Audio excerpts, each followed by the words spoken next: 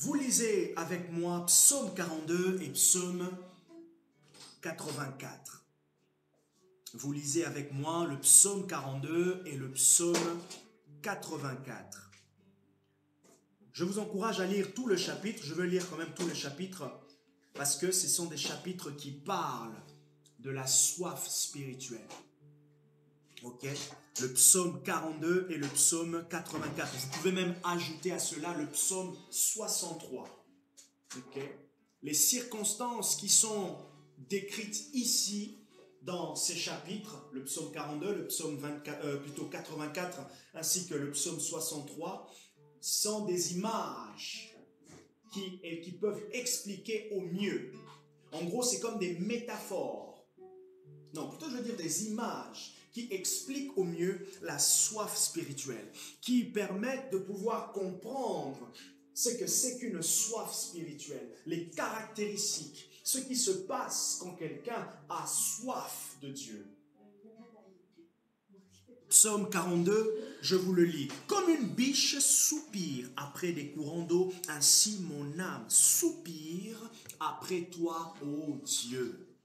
Comme une biche soupire après des courants d'eau, ainsi mon âme soupire après toi, ô Dieu. Mon âme a soif de Dieu, du Dieu vivant. Quand irai-je et paraîtrai-je devant la face de Dieu?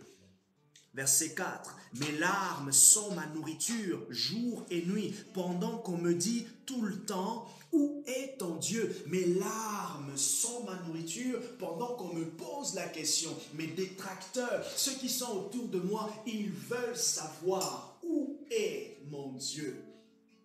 Je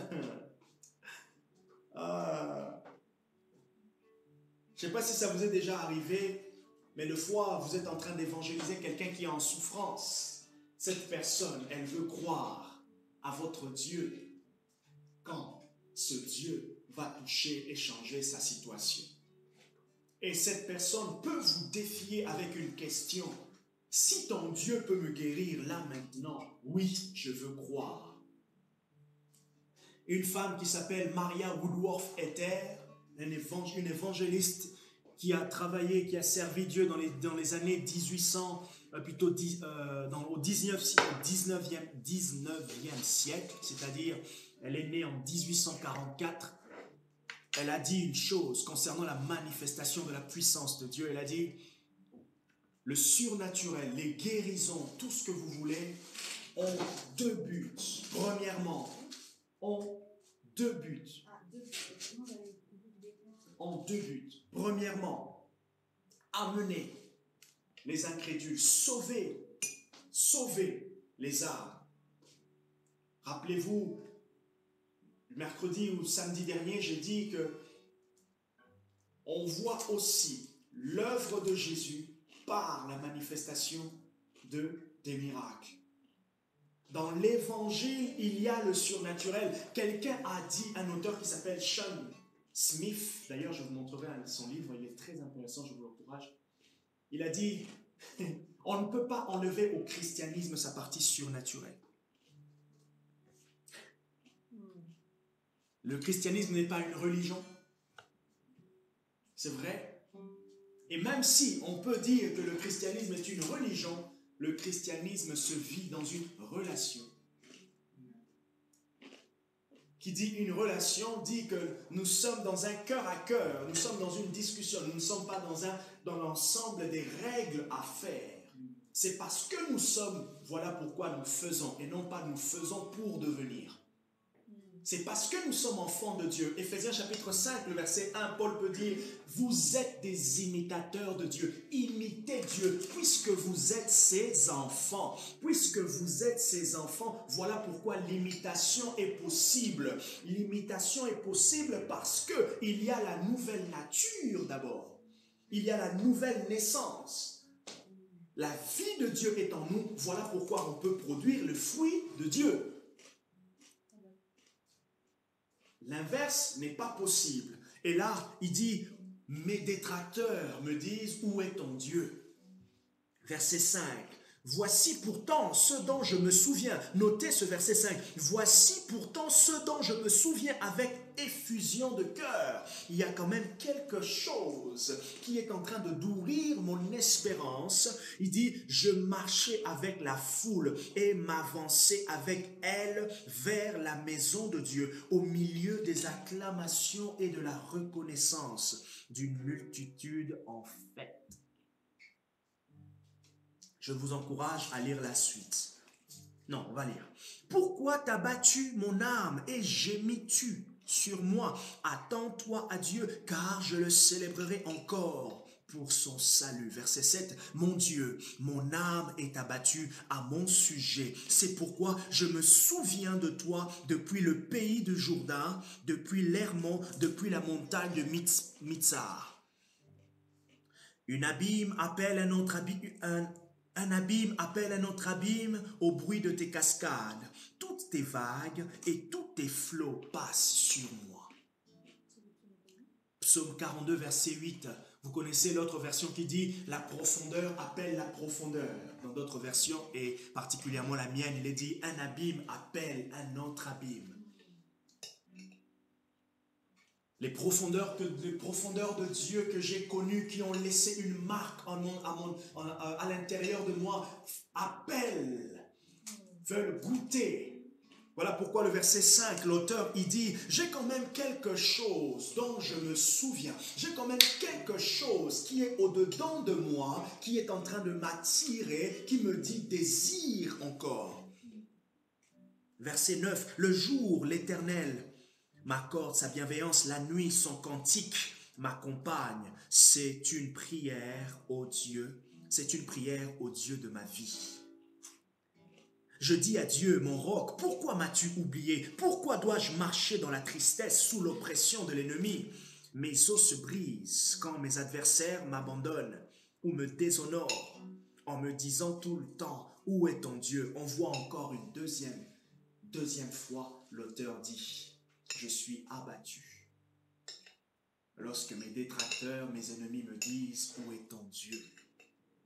Verset 12, pourquoi t'as battu mon âme et gémis-tu sur moi? Attends-toi à Dieu, car je le célébrerai encore. Il est mon salut, il est mon Dieu. Le verset 12 ressemble au verset 6. Et ça, c'est la particularité des psaumes. Vous allez voir qu'il y a souvent des répétitions des expressions. Vous avez des répétitions des phrases ou certains paragraphes qui reviennent, où l'auteur est en train vraiment d'insister. Et les psaumes sont les lectures préférées des chrétiens pour la simple raison ils parlent, parce que les auteurs expriment leur chagrin. Les auteurs sont des hommes qui ont eux aussi vécu certaines difficultés. Et ça nous parle à tous. Comme nous tous, quand on s'attend à Dieu, on peut gémir, on peut être aussi abattu. C'est une réalité. Mais ce qui est vrai aussi dans l'autre réalité, c'est que Dieu nous reconforte. Psaume 84, verset 2. Combien tes demeures sont chéries, Éternel des armées. Mon âme soupire, elle défaille après les parvis de l'Éternel. Mon cœur et ma chair acclament le Dieu vivant. Le passereau même trouve un gîte et l'hirondelle un nid où elle dépose ses petits. Tes autels, Éternel des armées, mon roi et mon Dieu. Heureux ceux qui habitent ta maison, ils te loueront encore. Heureux les hommes dont la force est en toi, ils ont dans leur cœur des chemins tout tracés. Psaume 84, verset 6. Heureux les hommes dont leur force est en toi, ils ont dans leur cœur des chemins tout tracés. Lorsqu'ils traversent la vallée du Baca, ils en font une oasis et la pluie la couvre aussi de bénédictions. Leur vigueur ne cesse de croître, ils se présenteront devant Dieu à Sion. Éternel Dieu des armées, écoute ma prière, prête l'oreille, Dieu de Jacob. Toi qui es notre bouclier, vois, ô Dieu, et regarde la face de ton messager. de ton Messie. Verset 11, un texte qui est connu.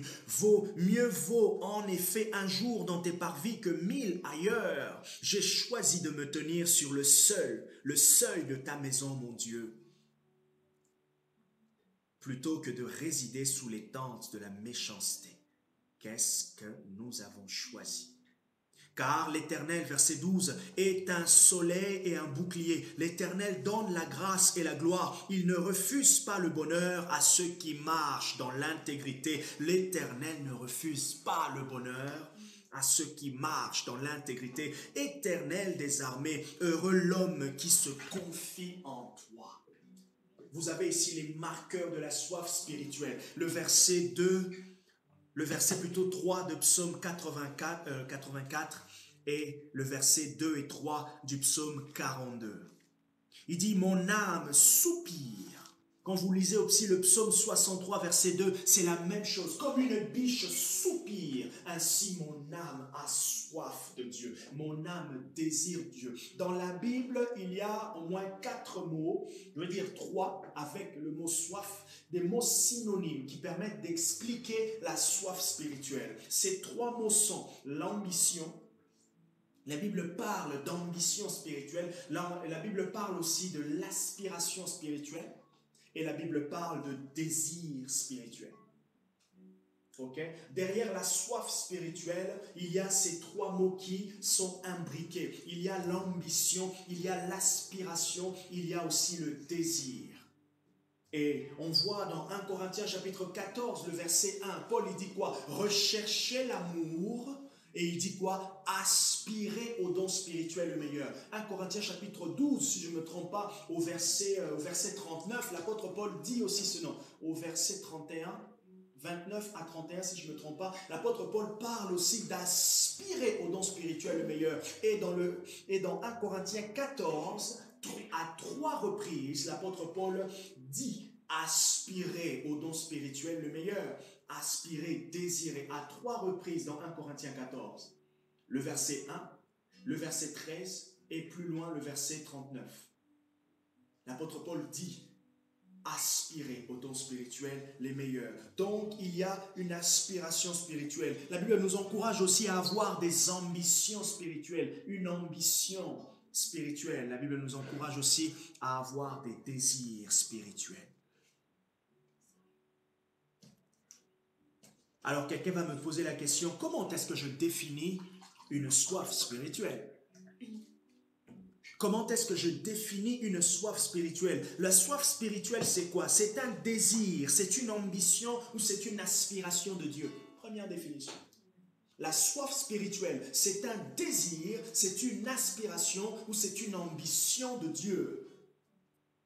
Et vous pouvez ajouter, c'est un désir profond. C'est une ambition profonde, c'est une aspiration profonde de Dieu.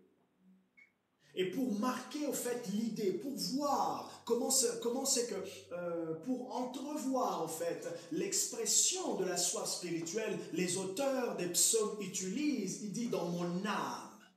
Ils comparent leurs besoins, leur attente spirituelle à une biche qui a soif. Comment sommes-nous lorsque nous avons soif? Lorsque nous avons une faim?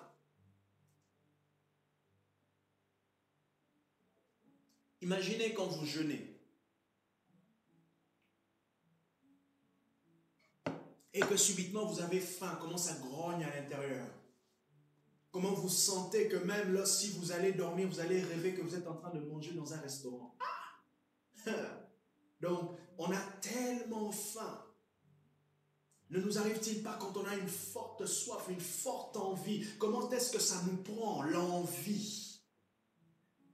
Et c'est de cette manière-là que l'auteur au psaume, plutôt c'est pas David, mais les fils de Corée ont imagé. Ils ont imagé leur attente, leur aspiration, leur ambition. Alors, pourquoi les fils de Corée? Parce que les fils de Corée, c'était une race de ceux qui étaient dans le temple, de ceux qui habitaient dans le temple. Les fils de Corée, c'était des chanteurs, c'était des gardiens.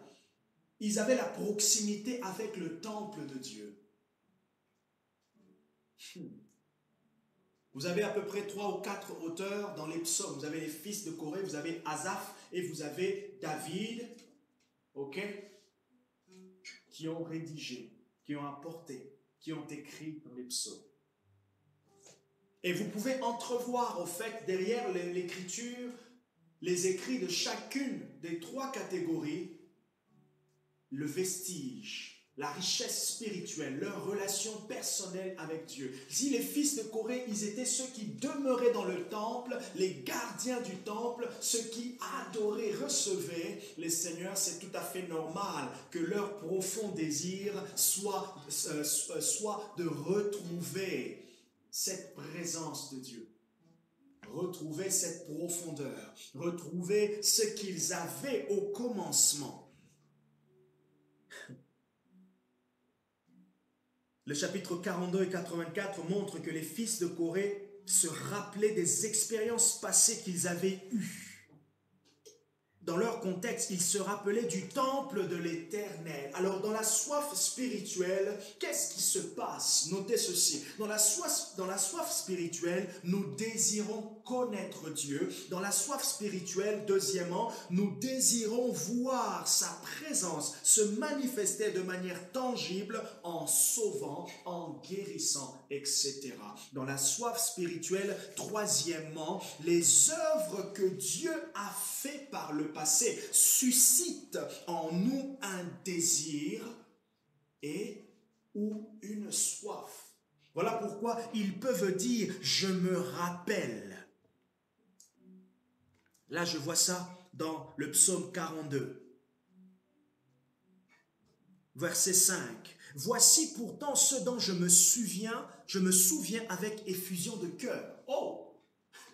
En fait, je ne suis pas en train de aspirer à quelque chose que je n'ai pas connu. Non, j'aspire à quelque chose que je connaissais avant, mais j'ai l'impression que j'ai perdu cela. J'ai partagé à Barbara hier, je suis tombé sur Instagram sur un post d'un pasteur qui s'appelle Bill Johnson. Je vais essayer d'expliquer, de mettre un peu en français, hein, tu vois, ce qu'il était en train de dire. Sa phrase était en anglais, il voulait dire parmi les freins du réveil, c'est notre satisfaction de vivre sans.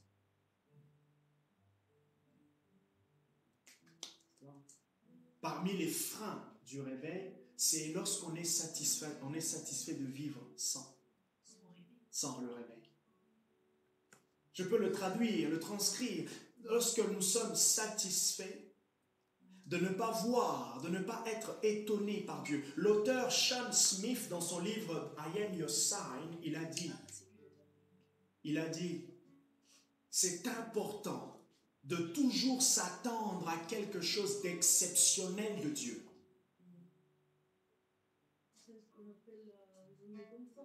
Voilà.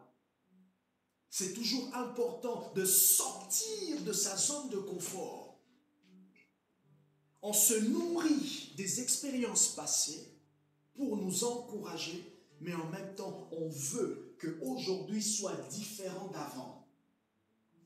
Et cela demande, bien sûr, de sortir de sa zone de confort. Et cela nous positionne maintenant dans une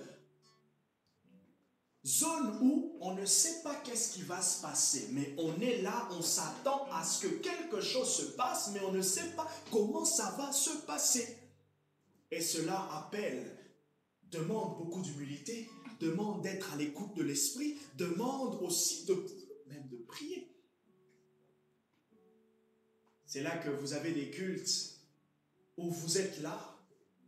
Votre seule confiance, c'est que vous savez que Dieu est là, Dieu va faire quelque chose. Mais je ne sais pas quand, je ne sais pas comment, je ne sais pas quel est le moyen qu'il va utiliser. Et c'est dans ce chemin dans lequel je nous invite tous pour les mercredis, les dimanches, les samedis pour les réunions de prière et même aussi dans vos moments personnels avec Dieu. Je reprends. Dans la soif spirituelle, nous désirons connaître Dieu. Premier point. Dans la soif spirituelle, nous désirons voir sa présence se manifester de manière tangible. Et quand la présence de Dieu se manifeste de manière tangible, ce qui se passe, c'est que les incrédules, les cœurs sont touchés. Dieu sauve. Il ouvre les oreilles.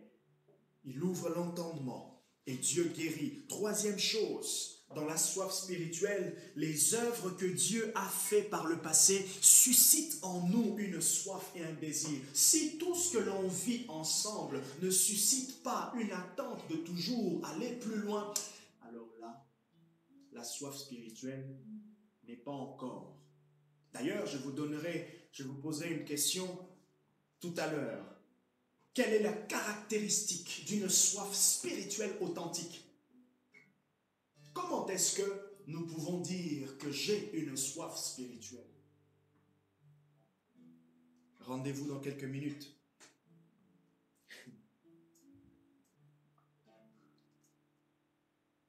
Dernier point, dans la soif spirituelle, notre condition présente, notre réalité, ce que nous vivons ne représente pas la réalité des promesses de Dieu.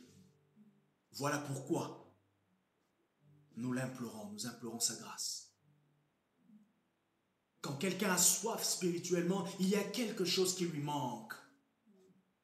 Il y a une différence, il y a un gap, il y a un trou, il y a un espace entre ce que les promesses de Dieu disent et ce que lui vit.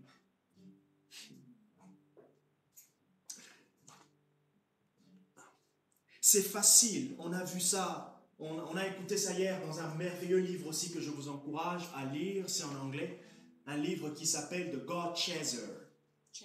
Les chasseurs de Dieu, the God Chasers, les chasseurs de Dieu. Non, c'est Hunters. Oui, voilà. Ça veut dire ceux qui poursuivent. Voilà, les gens qui poursuivent Dieu. C'est un merveilleux livre, on vient de le commencer. Tommy Turney. Ouais, Voilà, c'est ça. Tommy Turney. Les chasseurs de Dieu ou les poursuiveurs de Dieu, si je peux dire ainsi. Les gens qui sont à la poursuite de Dieu. Il y a même un autre livre aussi qui est intéressant, À la poursuite de Dieu, de E.W. Tozer, À la poursuite de Dieu. C'est des livres intéressants. Et le monsieur, il a dit un truc. Poursuivre Dieu, poursuivre sa présence, coûte que coûte. Quel que soit ce que nous avons expérimenté jusqu'à le trouver. Il a dit c'est facile d'être à l'église et de désirer de se remémorer ce que Dieu a fait par le passé. Je vous donne un exemple. C'est facile de dire waouh, je me rappelle, oh là là là là là, quand le dernier culte à la Pentecôte, je me rappelle comment Tatiana avait chanté et le Saint-Esprit est descendu. Je me rappelle quand on a commencé à prier, on était tous en larmes. Je me rappelle. On raconte les œuvres du passé. Mais lorsqu'on a soif de Dieu, ce qui se passe, c'est qu'on se base, on se repose sur le passé afin de voir Dieu dans le présent accomplir encore. En fait, on cherche une authenticité de manière continue. Et je vous assure, pour grandir dans la révélation de Dieu, il faut que la soif spirituelle soit accompagnée. La soif spirituelle vient, parce que la soif spirituelle vient nous placer dans le présent en nous encourageant, en nous emmenant dans les souvenirs du passé. Les souvenirs du passé nous encouragent et nous nous attendons à Dieu présentement. Qu'est-ce qu'il veut faire et qu'est-ce qu'il veut, comment il va le faire aujourd'hui? Aujourd'hui, dimanche 26 juin, est un jour différent du dimanche dernier. Comment il va faire? La soif spirituelle. Et là, on voit que le psalmiste, le verset 5, psaume 42, verset 5, il se rappelle des choses. Et on voit aussi dans psaume 84, le psalmiste se rappelle aussi des choses. Il se rappelle de la droite puissante de Dieu. Il se rappelle de son expérience passée. Il se rappelle de ce qu'il avait vu, qui avait changé sa vie. Il se rappelle de ce qui s'était passé, qui avait transformé sa vie. Je vous ai donné 4 points dans la soif spirituelle. Je vous ai donné la définition de la soif spirituelle. Alors je vous pose cette question avant que je vous donne les caractéristiques d'une soif spirituelle authentique. Quels sont les facteurs qui influencent la soif spirituelle? Ou je veux dire, quelles sont les choses qui sont à l'origine? Qu'est-ce qui est à l'origine de la soif spirituelle? Qu'est-ce qui est à l'origine? Comment ça commence?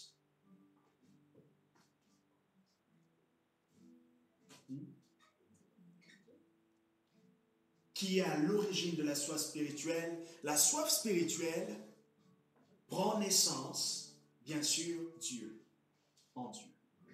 Dieu peut être à l'origine de la soif spirituelle en nous. Il peut être, il est souvent même. Philippiens chapitre 2, verset 13, l'apôtre Paul nous dit quoi? Qu'il dit, mettez en œuvre votre salut. Philippiens 2, verset 12 à 13, mettez en œuvre votre salut, car il y a un Dieu qui œuvre en vous. Il fait quoi? Il produit le vouloir et le faire. Dieu produit le vouloir et le faire. C'est Dieu qui est à l'origine de la soif spirituelle. Et lorsqu'on comprend cela, dès qu'il y a des signes d'un désir spirituel que Dieu suscite en nous, c'est important maintenant de s'y engager, d'y aller à fond. Parce que derrière la soif spirituelle, en fait, quand il y a la soif spirituelle, son aboutissement, c'est qu'on sera étanché. Il y a une satisfaction, il y a une réponse. La soif spirituelle ne reste pas simplement soif, non, il y a toujours une réponse. Il y a soif, il y a un Dieu qui étanche. Je vous prêcherai ça prochainement, le Dieu qui étanche la soif. Dieu est celui qui étanche notre soif. Qui est à l'origine de la soif spirituelle? Dieu. Mais l'homme aussi peut être à l'origine. Alors, vous allez me dire, mais comment? Simplement, l'homme et Dieu œuvrent. Il y a cette imbrication. Dieu provoque, l'homme aussi peut provoquer, l'homme aussi peut chercher et avoir soif de Dieu. Il peut commencer à se poser des questions. Peut commencer, se plaindre, mais à réaliser qu'il y a quelque chose d'anormal. Il y a quelque chose qui lui manque.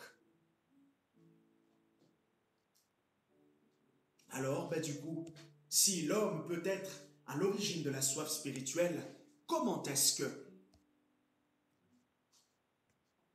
si l'homme peut être à l'origine de la soif spirituelle,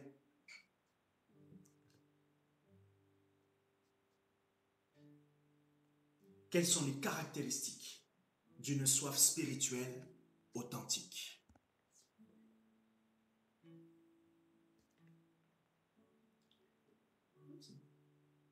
Quelles sont les caractéristiques d'une soif spirituelle authentique? Quand il y a la soif spirituelle authentique, ce qui va se passer, c'est que la personne va rentrer dans une recherche. La soif spirituelle amène généralement une quête. La soif spirituelle nous pousse toujours à chercher. Heureux ceux qui cherchent. Ce n'est pas un passage biblique, mais...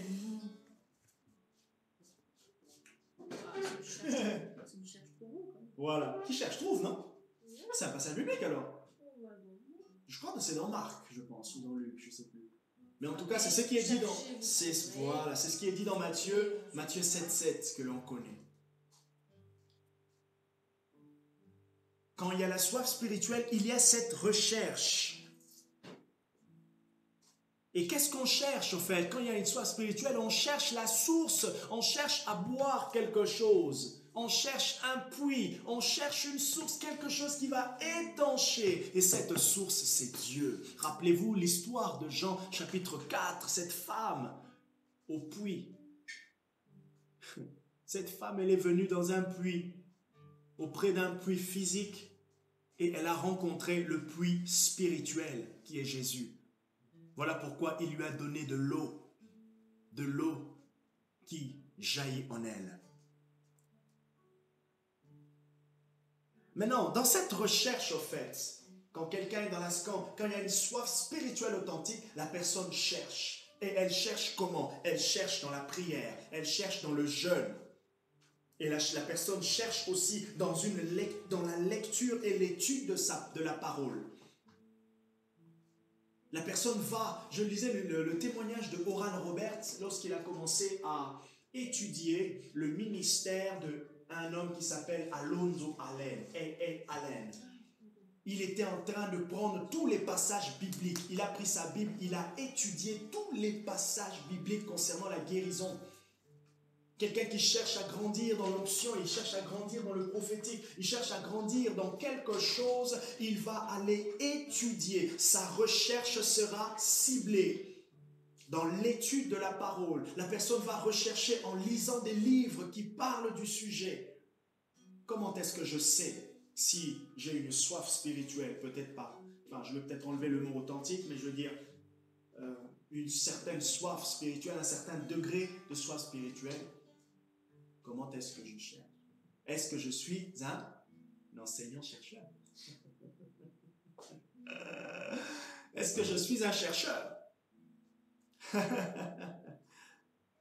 Est-ce que je cherche? Est-ce que ça m'intrigue? Est-ce que je veux trouver les réponses? Et c'est là le chemin de la révélation. C'est là le chemin de la lumière. Et c'est comme ça que Dieu ouvre nos yeux. Je dis que cette personne cherche dans la prière, cette personne cherche dans le jeûne, cette personne cherche dans la lecture et dans l'étude de la parole de Dieu. Il y a une autre chose maintenant, une autre dimension, une deuxième chose que la soif spirituelle produit dans la personne. Elle produit une volonté, elle produit un courage et elle produit une audace. Quand la soif spirituelle nous dévore, on a le courage qui vient. Il y a un courage, le courage de faire ce que l'on ne fait pas. Quand il y a une soif authentique, une soif spirituelle authentique, ce que vous allez remarquer même pour vous-même, vous allez faire ce que vous ne faisiez pas avant. C'est impossible de remarquer, de voir quelqu'un qui a soif des choses spirituelles, qui a soif de Dieu, et de ne pas constater une différence dans sa manière de vivre sa vie chrétienne. De constater, c'est impossible pour nous, en tant qu'Église, de ne pas constater une différence dans notre manière de faire nos réunions. Différence dans les messages, différence dans notre pratique du culte. Si nous sommes des vrais chercheurs, cela doit se voir dans nos réunions, dans la manière dont on s'attend à Dieu, dans le temps de prière que l'on prend ensemble. Par exemple, vous allez voir que la personne, elle n'est plus pressée, elle est là, elle donne son temps. Elle a une volonté profonde. Sa volonté, c'est qu'elle veut trouver, elle veut être étanchée, elle veut avoir une réponse.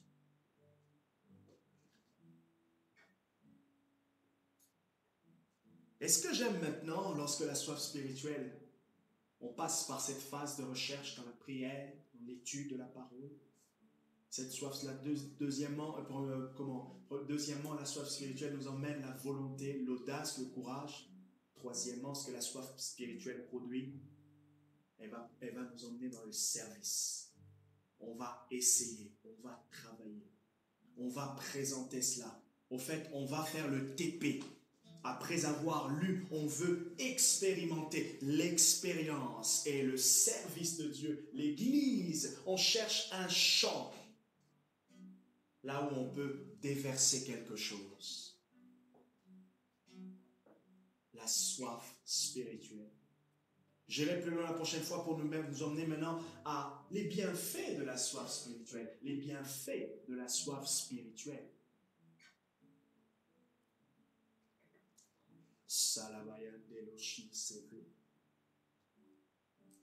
Caractéristique d'une soif spirituelle. Quelle est ta quête? Est-ce que tu recherches activement dans la lecture, dans des livres, dans des prédications, dans le jeûne, dans la prière, Est-ce que vous allez voir qu'il y a comme un cycle. Quand il y a une soif spirituelle, la personne refait les mêmes choses. Elle achète des livres, elle entre en prière, elle jeûne, elle refait. Il y a les mêmes choses. Il y a quelque chose qui s'installe dans sa routine. La routine d'une quête. Et dans cette routine, il y a aussi le service. Vraiment, vous allez voir, il y a une routine qui s'installe. Et cette routine sera peut-être arrêtée ou sera changée lorsqu'elle va trouver une réponse. Et pour qu'une autre routine s'installe.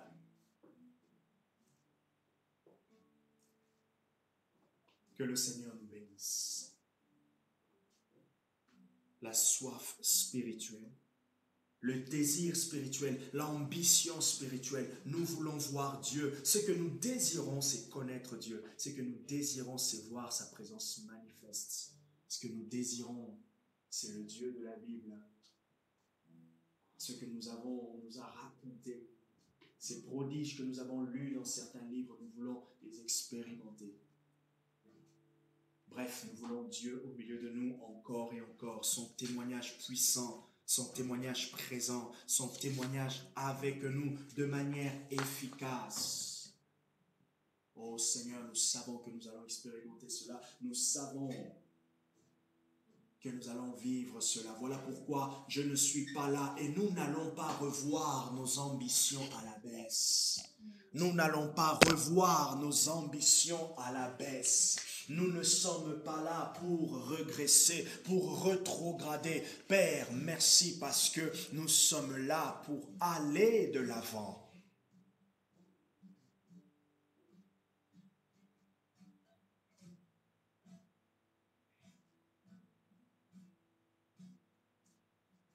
Et nous allons aller de gloire en gloire. Cette soif va augmenter. Et je prie, Seigneur, qu'elle puisse augmenter par ta grâce. Que ce que tu feras, ce que tu as fait par exemple aujourd'hui, nous encourage pour le mercredi prochain, nous encourage pour la suite. Et je prie Seigneur pour le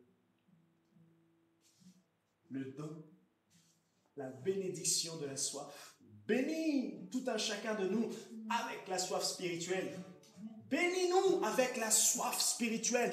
Bénis-nous, Seigneur, avec la soif spirituelle, la soif de Dieu, la soif de voir Dieu de manière authentique, la soif que tu sois authentique avec nous, authentique dans les chants, authentique dans la prédication, authentique dans l'inspiration pour prier. Merci de bénir la semaine. Merci pour les voies que tu prépares. En ton nom, nous avons prié et nous disons Amen. Amen. Gloire à Dieu.